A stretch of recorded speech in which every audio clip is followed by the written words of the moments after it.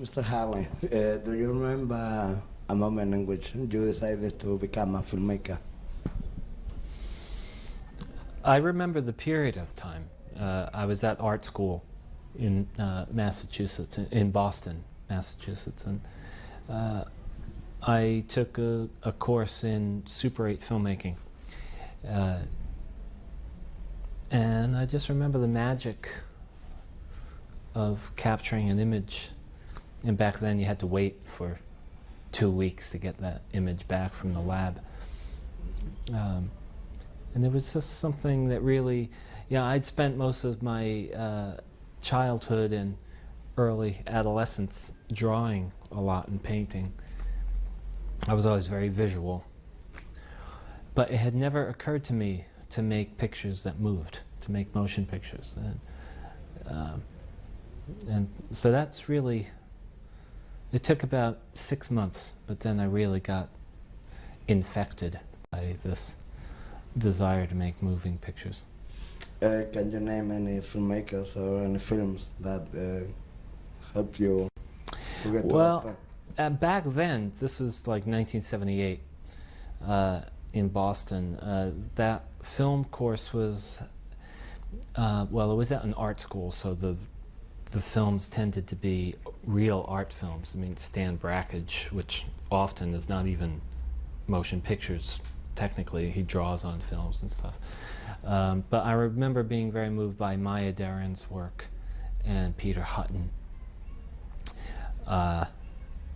Even films by Joseph Cornell, who used found footage. And I started making Super 8 movies of really little things, mostly, what was in my room, what was on my street. And it didn't take long before I started organizing these into stories. At the beginning, I didn't even think of stories, but before long, I was telling stories. And my teachers had to point that out to me. They even pointed out to me that my drawings were very narrative, that they told stories. Was it clear for you from the very beginning that you would be making only independent films? No, I never thought about independence or the opposite of independence. I just made the films I wanted to make. And I always did that, and then by the time the early 90s came along, there was this thing called independent American cinema, and before I knew it, people were telling me that I was, a representative independent American filmmaker, and it helped, it helped people put what I was doing in a category, I think, because I was definitely, it seemed, I had a hard time getting people to watch my films and understand how to appreciate them, because they seemed to be outside of a category. But once somebody invented this independent American category, it was okay. So I appreciated it. But as you have just said, you have already become like a reference for new filmmakers. How do you feel about that? I'm happy if reference and influence. No, if I could be a reference or an influence, that's great if it's a good thing. I mean, it was helpful for me when I was younger to have examples of types of films that older people had made that kind of pointed in a direction. For me, it was like Werner Herzog was a big influence right at the beginning. Terrence Malick, and later on more. The new German cinema was a big influence for me by the time I got to film school, so in my early 20s.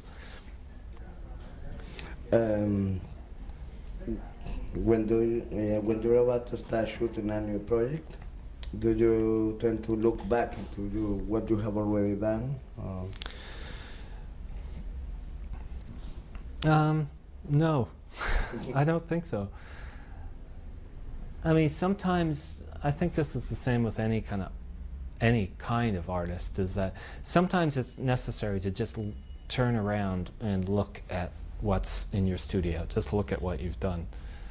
Sometimes it gives you courage when you don't know how to move forward, because it's part of the day-to-day work of a creative person, is that you're, which is different than a craftsman. If I were simply a craftsman, I would know what I was doing. I'd get up in the morning and I'd craft the thing that people are expecting me to craft. But art is different, and you're constantly investigating and trying new things out, and you're trying to find a way forward that's right for you at that time. And so there's a certain amount of anxiety all the time. And so sometimes it's important to look back on some of your films just to see, like, wow, I solved that problem, 15 years ago that way. And it's hard to put into words, but it just gives you like a little punch in the arm, pushes you forward. Some filmmakers consider every single one of their films like a child of their own. Is that the same for you? Yeah, I don't use that kind of language about it, children, but I understand where it comes from. I think Fellini said that first. Because you spend a lot of time with any film. It's usually like 2 years at least that you spend. And you have to make so many really heavy decisions. Everything's very important, so it really burns right into you a little bit. When you decide that you want to film a new project, how do you start looking for the production money?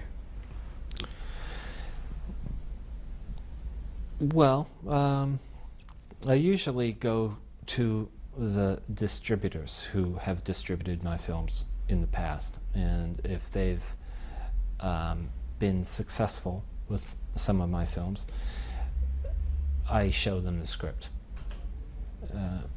Now, I used to do that more in the 90s. It's a little bit different now. Films aren't on the level I make films, in the, say, the $2 to $5 million range.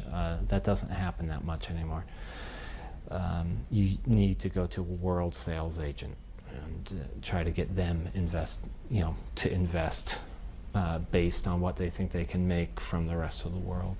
So it's always stuff like that. For me, every single film I've made has been financed in a different method. There's a tendency in your films about working with the same actors in different projects. Well, that tends to happen earlier in a person's career, as it did in mine. But it's really no different than, say, Scorsese's career. The men and women who were acting with Scorsese in his earlier films tended to stick, because I would assume it's similar to my situation. They understood what I was doing, and I understood that they could hear me when I was talking to them. And also, for me, I learned a lot about how to work with actors from these actors in my early years. But then as we go on, it's been 20 years now that I've been making films, it's less so.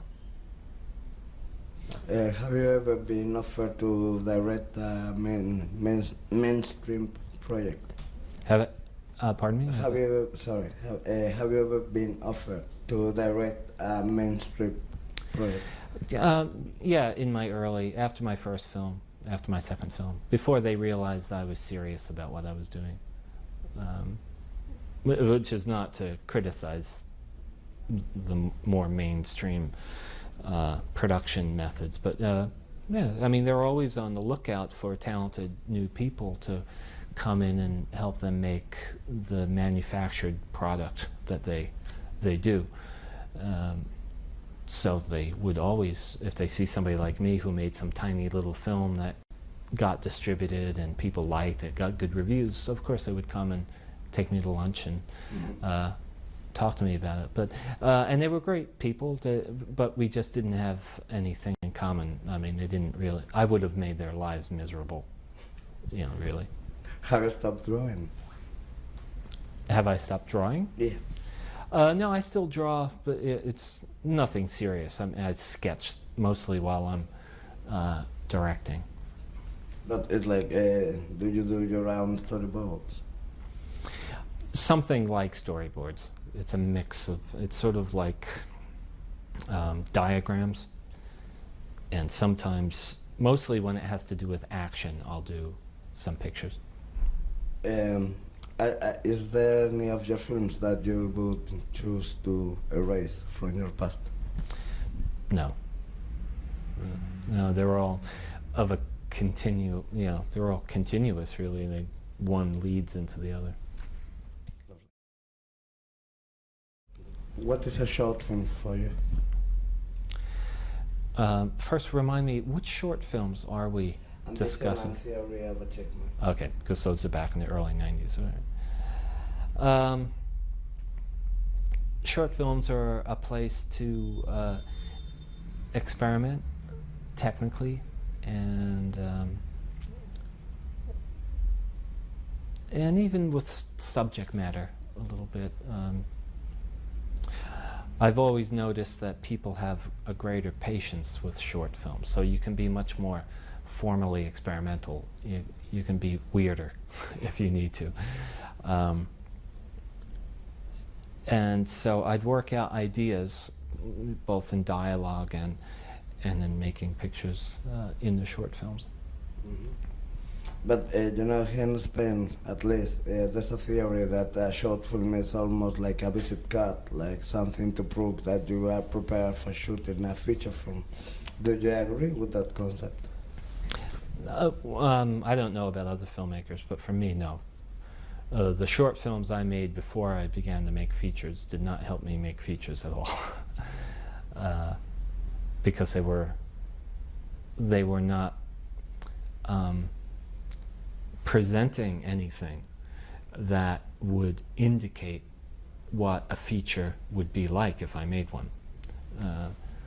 I made them as individual pieces of art by themselves, so knowing how long they were, saying 20 minutes or a half an hour, they were what they were. Yeah, what helped me make feature films was writing feature-length scripts. But I always wanted to continue making short films, as I always do, because making a feature usually takes a couple of years to get together. And I need to shoot more than that. I need to shoot each month, at least a little. So, because I need to practice. I don't want filmmaking to become theoretical. But the way I remember it in the States is it's much easier to get like commercial distribution of short films than here in Spain, which normally they would only go to festivals. Yeah, once I had a career as a feature film director, everybody was offering me small amounts of money to make short films. You know, European television often, American television back in the early 90s. And that was great. I mean, I used to do it with my own money, but then they'd give me a little bit of money to do something. Because there was so little money, they really didn't care. You know, they say, experiment, go ahead, because you have a reputation now as a quasi-famous indie something or other. You know, we can show this on TV and it's a good thing. So it was good for everybody. I got to work, they got to program it. Knowing you, it's kind of funny that you've got a short film called Ambition. You don't look like an ambitious type at all. Me? I'm terribly ambitious, actually. And that's what Ambition was about, actually. I had achieved a notoriety without becoming terribly famous. And suddenly in New York I wasn't allowed to shoot. I made very small films, but they got a lot of attention. And the unions would not let me shoot in the city anymore. And I had written this movie called Surviving Desire, which I wrote for New York City. And I wasn't allowed to, I mean, the unions were saying that if you shoot in New York, we'll bother you. So it'll be a difficult thing for you to shoot. So I was like, why are they bugging me? I mean, I'm not the guy who's going to take work away from their union members, you know. But they said, they were very frank. They said, you are a bad example. And I was a bad example because I was ambitious, but I was ambitious for making work. I wasn't ambitious for getting rich and famous. But nevertheless, I had become a real poster child for independent cinema, and people started to say, well, Hal Hartley is still making non-union films in New York. So it was becoming a problem. So when watching Ambition, the spectator could think that you are that character somehow of an alter ego of you.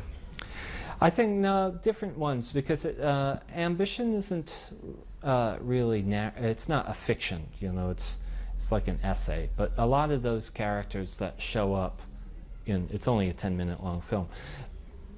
They show up. They say things that come directly out of my notebooks. Everything everybody says in that come right out of my daily notebooks. That the man at the elevator. That's probably as close to me. He says, you know, whatever he says, but he's complaining that, you know, now that I'm successful, I have to work like 5 times harder than when I was unsuccessful. So what is my ambition anyway? In Theory of Achievement, there's like a motto in the whole film, which is love is a form of knowledge. Did you completely agree with that? I don't know, that's a quote, you know, Theory of Achievement. All the lines in Theory of Achievement are quoted from different places.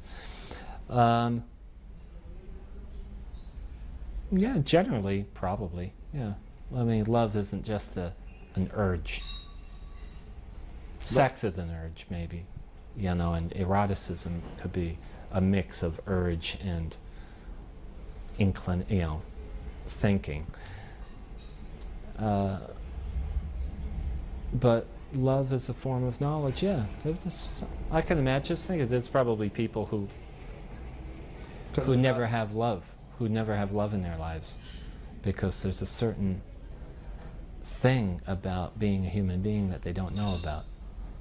In certain points of this film, it comes as a conclusion for some of the characters. Like in the end, what you gotta think is love is a form of knowledge.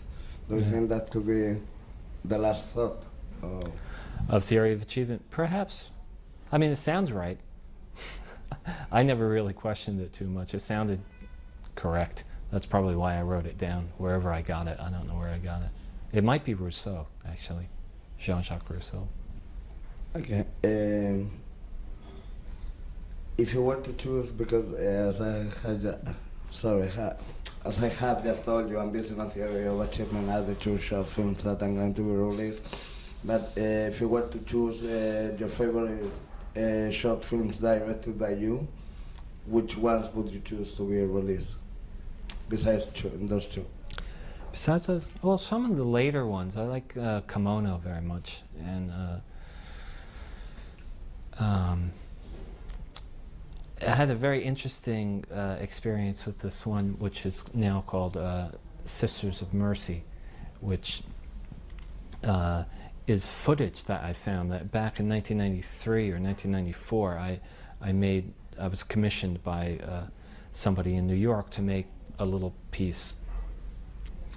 And I did it with Parker Posey and Sabrina Lloyd, 2 young actresses who I wanted to work with. And I just this is another reason why I make short films. It always gives me an opportunity to bring in some people I'm interested in, but I need to know more about, so I make some kind of low impact project. And that was a 3-minute piece that we made, but there was about 2 hours of footage. And I rediscovered it again in 2004, so like 10 years later I found all this footage. And I had just gotten my new laptop with Final Cut Pro, and I was teaching myself Final Cut Pro, and I thought, oh, I'll just use all this footage and I'll cut something together. And for a couple of months I always had this footage on my computer and was playing around with it. And eventually I made this piece that I really quite like, which is now 16 minutes long, which is totally about these girls trying to do what I'm asking them to do. It's really almost a documentary of two actresses just trying to work. It's all the footage between the takes. Sorry, trying to work or trying to fulfill the desires of the director? Well, that's what the work is for an actor, is to try to, you know, embody what the director is talking about. But do you think that that's only when they're beginning their career, that afterwards, you know, like with a big star? Well, I don't know about big stars. I mean, I just know about actors, whether they're big stars or... Well, sorry. You see what I mean? 'Cause, I mean, afterwards, like you have worked with Isabelle Huppert. Mm-hmm. Does it work that way because it's a really big name? Well, no, I probably couldn't have made something like Sisters of Mercy with Isabelle. The time, not that she wouldn't be interested. I mean, I remember Isabelle being incredibly interested in an experimental person. You could see the work she's done from the mid-90s on. I mean, she really finds the most challenging stuff to do, you know. No, but Sisters of Mercy came about much more locally. What was the starting point in your mind for such a composed, structured story of thriller? Well, at first it wasn't. It was just a 1 half-hour or 20-minute long film. My friend and producer on that film, Ted Hope, had recently started his company, Good Machine, with James Seamus. And they had been talking to, I believe, HBO about a series of half-hour movies made by weird art directors like myself, whatever. There were many of us around in the early 90s. And of course, Ted and James were probably closest to all those kinds of people. So the idea was that Ted and James would organize all of us to make stories. And by the time Ted approached me, he said it would have to be something about, it probably became Sex in the City ultimately with HBO, because I remember them saying it has to be about sex in the city at night. And then it was like sex in the city, and then it was like no sex, just in the city, whatever. And it went on and on and on for months, and nothing really came of the whole project. But in the meantime, I had written this short script, which is the New York version of Flirt. And the project all fell apart, and then me and my the manager of my company, Jerry Brownstein, we decided to finance the short film, because I knew I would be making Amateur later in the year, and we would, in fact, we would be making Amateur and editing it on an Avid, on a computer, which in 1992, 1993 was a new thing.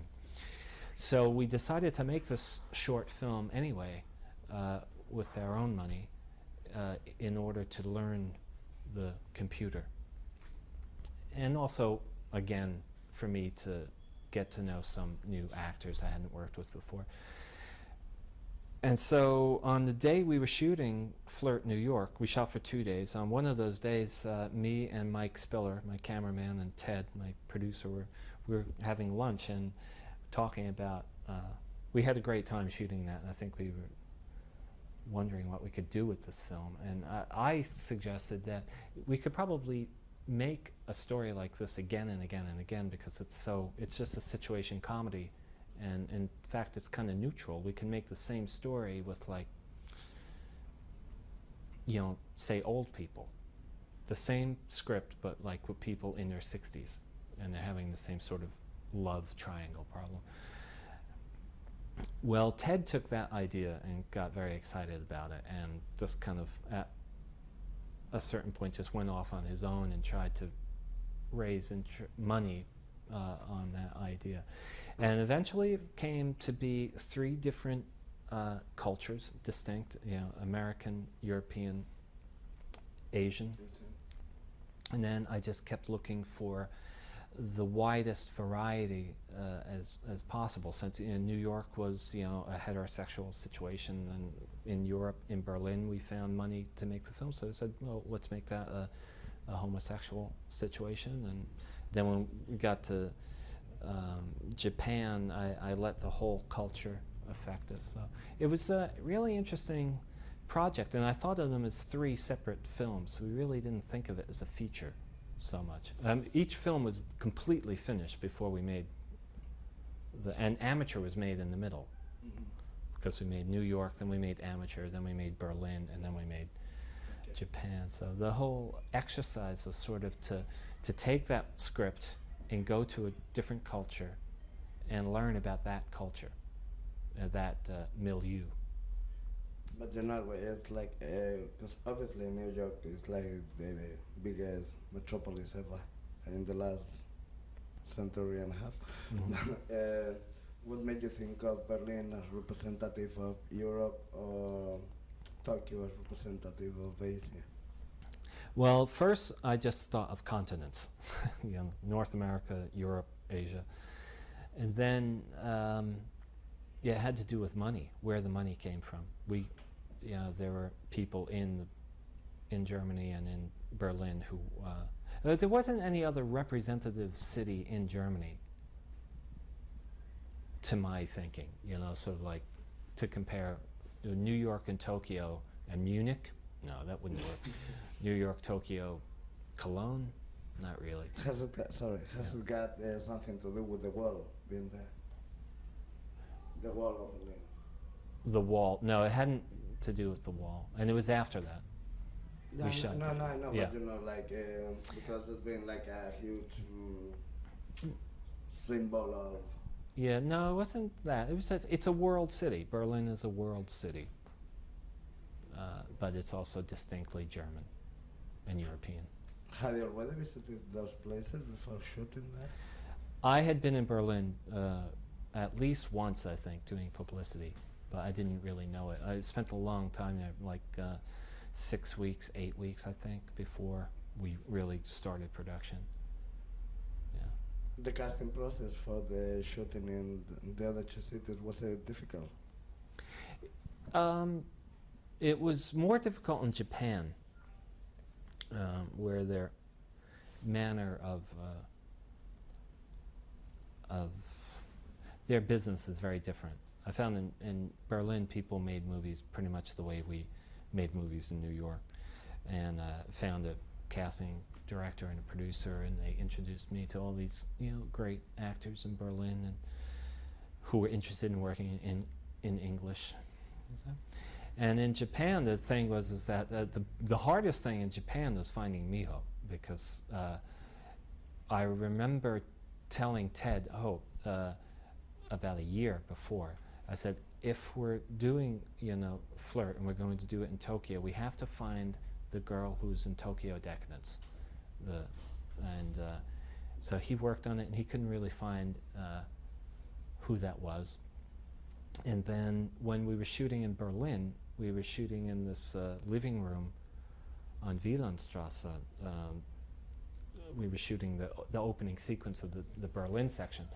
And I remember Ted, whoever's apartment that was a film producer, and there were like this stack of, I think, Cahiers de Cinema, and he came over with a volume, and he pointed to an advertisement for the soon-to-be-released VHS of Tokyo Decadence, and the girl's name was there. Miho Nikaido was written there.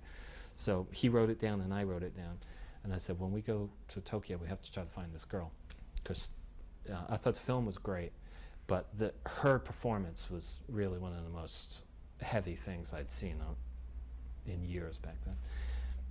But when we got to Tokyo, we had a really hard time finding her. And the production company we were first working with didn't want to be associated with Tokyo Decadence. It was sort of like Tokyo Decadence had been such a scandal in the Japanese society, I guess. Do you know this film? It's a great film by Ru Murakami, who's a novelist who made this movie. And it's very sexual. It's pretty explicit. But pretty much what it says about particularly Japanese men and their fantasy lives and stuff was pretty. What's the title again? Tokyo Decadence. Tokyo Decadence. Yeah. Anyway, so. Can I Amazon it? Hmm? Can I Amazon it? Oh, definitely. It's a pretty famous film. Okay. And so Miho was the star of this film. So we couldn't get anybody to help us find her. And then our friend Nogami, who had been like assistant director and script supervisor for Kurosawa since like before the war, she was like had more energy than anybody we met in Japan, and she was she trusted me. She said, if this guy is saying that this girl who's in Tokyo Decadence is the right kind of girl, because I had seen hundreds of girls, but we wanted this one, and she went out and she found this girl, Miho Nikaido, who's now my wife, making music for a radio station in Shibuya, because she wasn't really an actress all the time. She was a dancer, and she had done Tokyo Decadence kind of almost, it just came to her. She hadn't really pursued it. And she was great. So that was it. Do you think it's right if one of my conclusions after watching Freud is that it doesn't matter really how do you express it, feelings are the same all over the world? Yeah, and particularly that crisis of conscience that happens when people have to make a choice, or that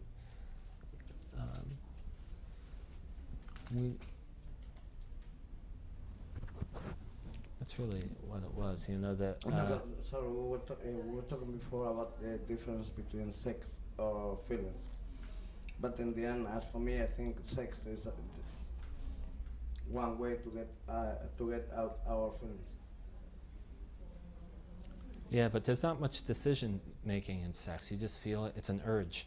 You just, but commitment, and I think that's what flirt really deals with. Mm-hmm. You know, when everybody gets, well, most people get to a place in their life where where they feel like they need to make a commitment to another person. And I'm just interested in that dynamic. And okay. So let's go for the girl from Monday. Okay. Why from Monday? Why from Monday? I don't know. I think I just like the music of the title in English, The Girl from Monday. I grew up with a television show called The Man from U.N.C.L.E. And then there's a novel called The Man Who Was Thursday, an English novel. It's about it's sort of a spy thing. It's a code. But there's just something there's a little bit of dialogue in the movie too, where I think the other girl, Sabrina's character, Cecile, is explaining to the girl from Monday what Monday is, what it means. She says it's the beginning of the week, it's a new start. It's so it's a little bit of a metaphor. But they're not like for the working class. Normally Monday, it's like it's got a negative connotation. Like Yeah, another Monday. yeah, yeah. No, for me it was the same. I love to go to work, so Monday's exciting. It's funny because is it right for me to say that in this film is the one you really tried harder to get into a woman's mind? Maybe, yeah. I mean, comparing it to. I mean, I've always liked trying to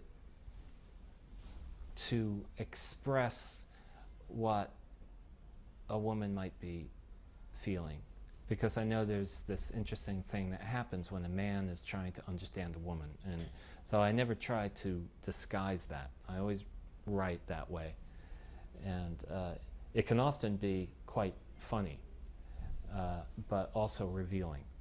Hopefully both. Would you say that women are more interesting than men? Well, they're more mysterious for me, yeah.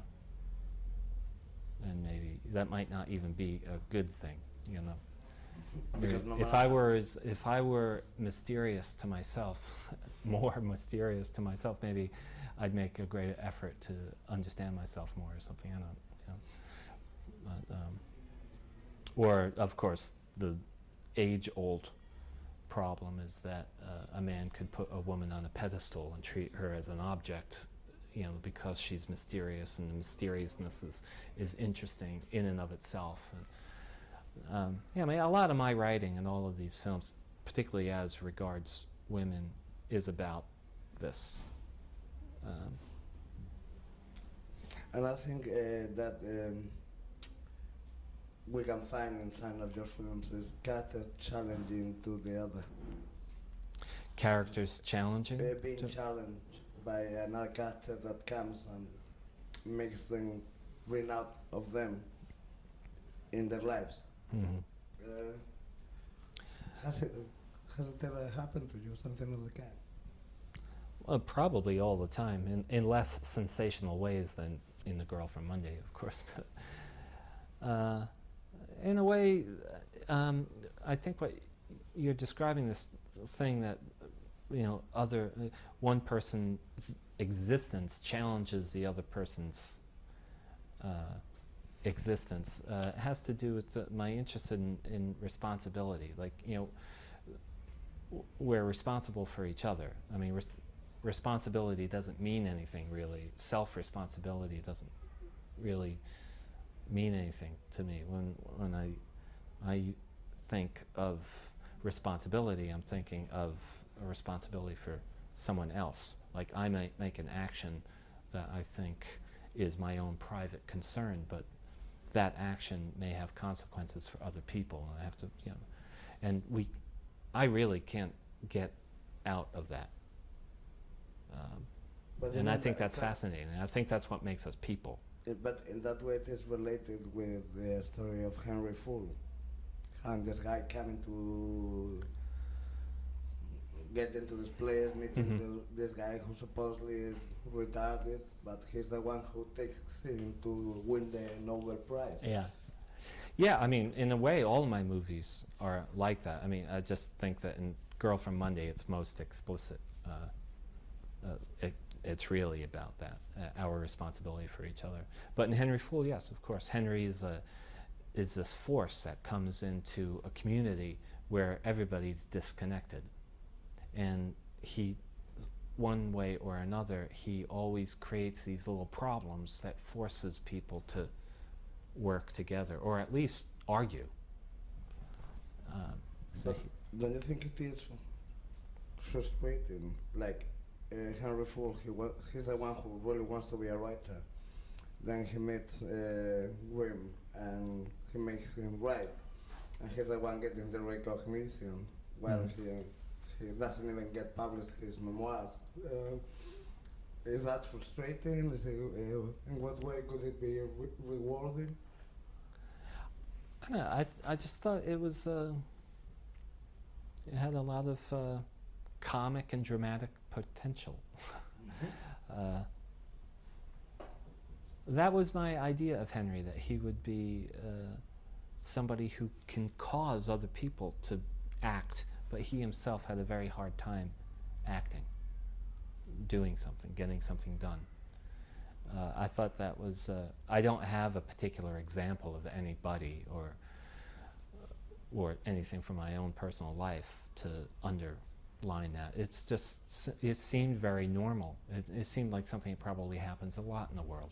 You know, there are certain people who can talk a great deal about literature but never write, or you know, you find people all the time who will tell you everything about what a good film is or what a bad film is, but you know, they don't make films, which they don't have to make films either. But this I felt was particularly it was sad and funny at the same time, which I like. So it's rich.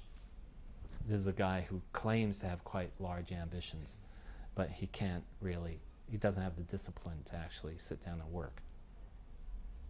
But something curious about Henry is that while he provokes this poetry writing in the Green Caster, he seems to be ready all the time to have sex with every woman there. I mean, with the mother, with the sister. Yeah. So, in what way does it mean that he's ready to give pleasure, or to search for the pleasure of the others? Well, he's an addictive person. He's like, he drinks too much, he smokes too much, he drinks too much coffee, he has too much sex, he doesn't know when to shut up. Why did you look at me that way? Yeah, he's a type of character. Actually, I think there's a long history of these types of characters in literature and movies. And we love them, they're clowns. But this is a clown who is, in fact, very erudite. He's read a lot of things, he knows a lot of things, and he's a good teacher. But he's a slob. Do you think Dostoevsky would like Henry Fool? Well, it depends. Before Dostoevsky became really conservatively religious, maybe. When he was like really a gambler and a drinker, maybe he would have loved Henry. Henry Fool had never been released before in Spain, and now it's coming on DVD. Are you excited about that? Yeah, I hope people enjoy it. You know, yeah, because you can see Fay Grimm or Henry Fool first. It doesn't really matter. That they're connected, but they're not necessarily sequential. So.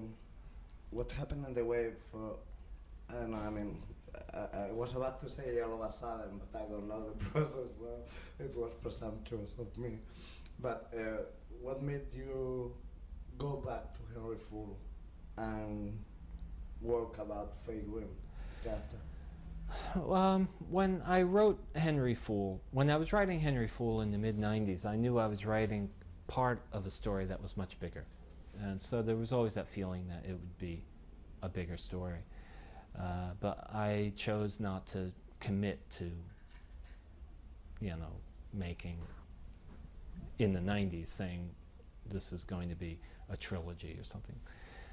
But it was always in my mind, and... So could you say that? Could you say that now? Do you think it could become a trilogy? Yeah, it will become a trilogy. It will become a trilogy. I mean, I'm writing the third part now. What about the son? It would be about the son, yeah. The third part will be about the son. The son and the father up there. But what really, after about 3 years after Henry Fool was done, I really began putting together ideas for stories. And then I spoke to Parker. I really wanted to make a movie for Parker.